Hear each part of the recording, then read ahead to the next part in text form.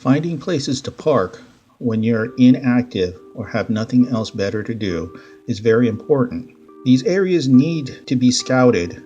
Scouting these areas out before you need them is very important when homeless for safety, security, and peace of mind.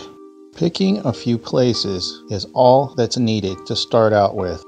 These areas will be useful when you don't want to be hassled. Remember, being hassled will force you to move and is a waste of gas and money as well as time. Eventually, as time goes on, you will find more places and should keep a log. Your first thought would be Wally World.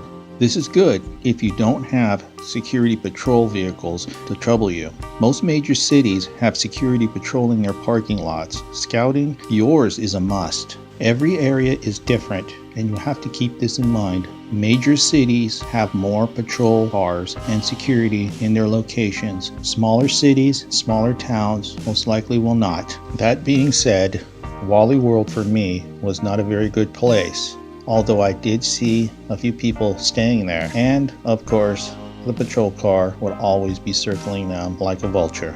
Living in Los Angeles area, I have found a couple of Target parking lots to be somewhat good to stay for a bit, only for a while, perhaps no longer than 4 hours.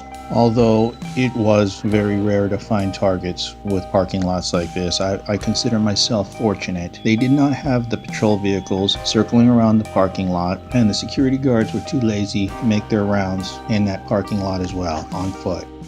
If you live near the coast, parking can be had there as well, and the police won't bother you at all. Just keep in mind, during summer, you will have to get there early, as parking might be difficult to get.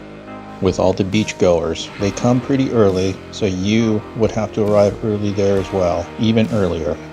Lastly, my favorite place is the city parks. Plenty of parking. The police won't bother you so long as the park is in a good neighborhood and is safe and relatively free of crime. It is important to have a vehicle if you decide to stay in an area like that matches a good neighborhood. Make sure your paint is in very good condition.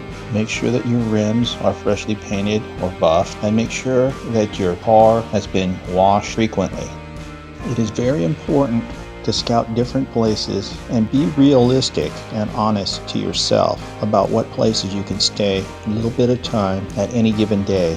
When selecting these areas, look around the area that you're at. Make sure that there aren't excessive drug abusers there, criminals such as gangs, groups of kids that like huddling together and they look like they're up to no good. You definitely don't want that. You don't need that. Especially if you catch their eye and they constantly keep looking at you walking by. Expect trouble. The best thing to do is just start up your car, find another area, mark that down, and you might not even want to return to it. This also goes for any kind of law enforcement. Police officers have noticed you and keep circling and keep their eye on you. These are things to keep in mind, that you don't want any trouble. You don't need it, okay? Just leave. Find another place. There's plenty of other parks you could go to.